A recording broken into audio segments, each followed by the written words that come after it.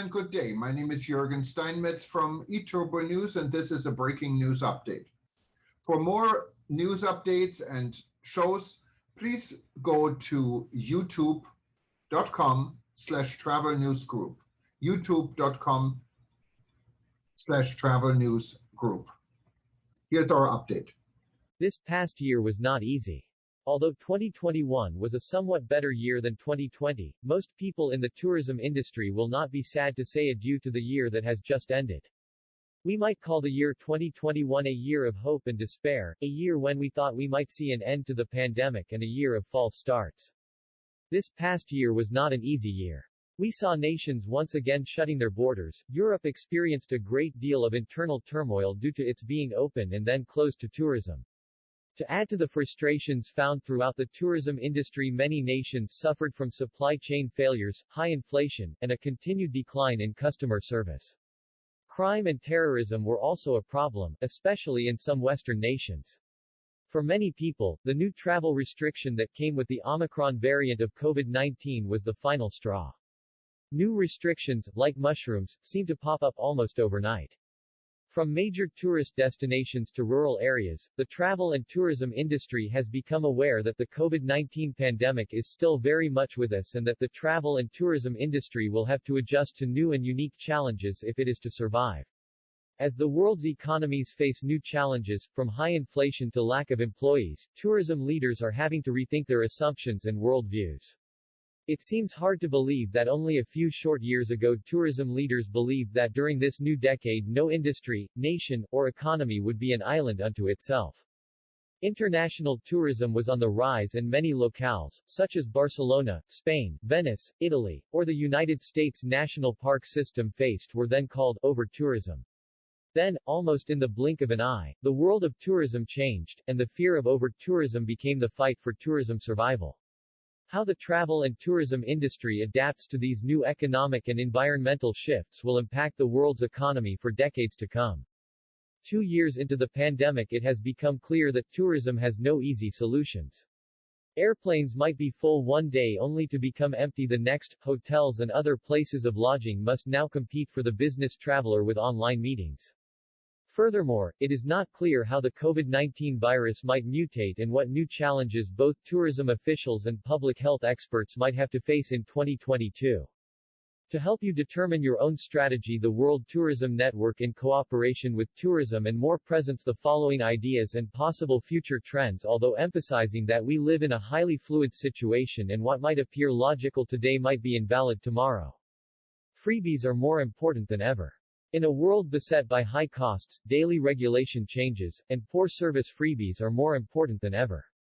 Even when people are feeling good about their economic situation, travelers still love to receive something for nothing, even if they have to pay for it.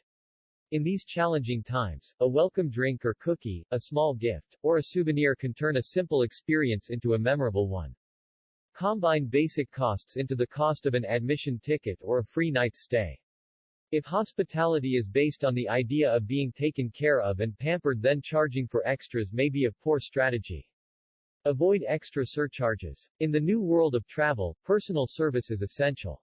Be appreciative. All too often tourism businesses act as if they are doing the customers favor. This is the time to develop creative ways to show appreciation. For example, locales may want to develop welcome passports to be used at restaurants and hotels where visitors are provided with a free extra as a way of showing appreciation. Showing appreciation is especially important in an era where long-haul travel may decline. Tourism businesses will become dependent on local, short-haul, and regional travel if they are to survive during the initial recovery phases. Follow-up letters may also be sent in which the local tourism industry thanks to people for visiting. The letters can even be e-letters and used as a way to encourage visitors to return for another visit. Smiles cost nothing. The travel and tourism industry might have to cut back on products offered or raise prices, but a smile is a commodity that never runs out and costs the industry nothing. Having employees with dour looks on their faces is the last thing that the travel and tourism industry needs. Be realistic. That means keeping up with the news, following guidelines, and using common sense. In these trying times, it is all too easy to become despondent. Face the world with realistic optimism. Have confidence in yourself and your industry and be prepared to find creative solutions to whatever problems 2022 might have in store for all of us. Tourism professionals will have to face reality, begin to prioritize problems and seek solutions one at a time. Be dignified and honest with both employees and customers. The worst thing to do is to lose credibility. Inflation means additional travel costs. In a world where prices rise faster than wages, visitors and travelers will be seeking ways to economize. Travelers and tourists do not see each part of their tourism experience, hotel, transportation, food, attractions, as separate experiences but rather as a unified experience. The tourism industry needs to do the same. Each of tourism's components needs to work with the other sectors of the industry to find ways to increase the quality of the tourism experience despite higher prices. If visitors do not see the total experience as worthwhile, then all of the tourism industry's components will suffer. Think local, especially in these times of high fuel costs. Consider expanding your market by finding more visitors closer to home. This solution will help not only the local hotel industry but also permit retailers to weather the storm by adding to the community's economy as tourism revenues from outside of the local region begin to fall. Buying and featuring local products adds a unique quality to the travel experience. In areas where there are geographic limitations, such as many island destinations, develop creative pricing, along with creative airport hospitality. Surveys and asking people to fill out online recommendations can become counterproductive. Many frequent travelers are over-surveyed and see right through surveys that are designed to avoid negative feedback. Surveys have become so common in tourism that they have become not only meaningless but a new annoyance. The best surveys are oral surveys where the tourism business not only listens but acts. Get to know your product again. Tourism professionals need to rethink what they are selling. Ask yourself, are we selling experiences, leisure, rest, or history? Are we selling basic transportation or the travel experience? How does our business fit into the total travel experience in this post-COVID-19 world? Do our past marketing efforts reflect current realities? The last impression is often the lasting impression.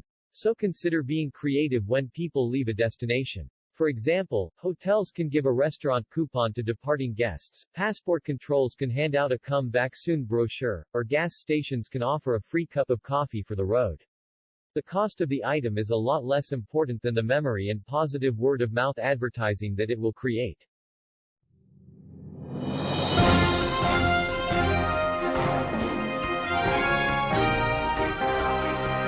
Thank you for listening to our news update. There's more on youtube.com/travel news group, or you can read us, of course, in going to our news portal at eTurboNews.com or travelnews.online.